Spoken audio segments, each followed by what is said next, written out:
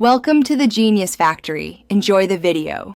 In this video, I will show how to make an omelette burrito. First, crack 2 or 3 large eggs into a bowl, add 1/4 cup of milk, and whisk until well combined. Prepare your fillings by dicing vegetables such as bell peppers and onions.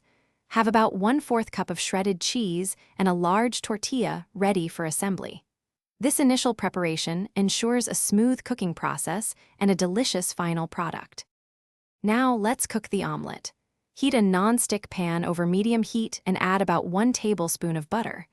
Once melted, pour in your egg mixture, swirling to evenly coat the bottom of the pan. As the edges set, gently push the cooked egg towards the center, allowing the uncooked egg to flow underneath. When the top is mostly set, add your fillings and cheese to 1/2 of the omelette. With your omelette cooked, it's time to assemble the burrito. Gently fold the omelette in half, encasing the delicious fillings.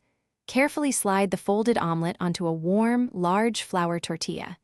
Now is the perfect moment to add any extra toppings you love, such as a spoonful of fresh salsa, a dollop of sour cream, or some creamy avocado slices.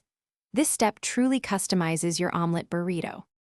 To finish, fold in the sides of the tortilla over the omelette, then roll it up tightly from the bottom, creating a neat, pourable burrito. You can slice it in half for easier eating or enjoy it whole. Serve your delicious, homemade omelette burrito immediately while it's warm and fresh. It's a fantastic, customizable meal perfect for any time of day. Don't forget to check the description below for a link to the new Kindle Paperwhite and other great deals. Thanks for watching. If you found this helpful, don't forget to like and subscribe.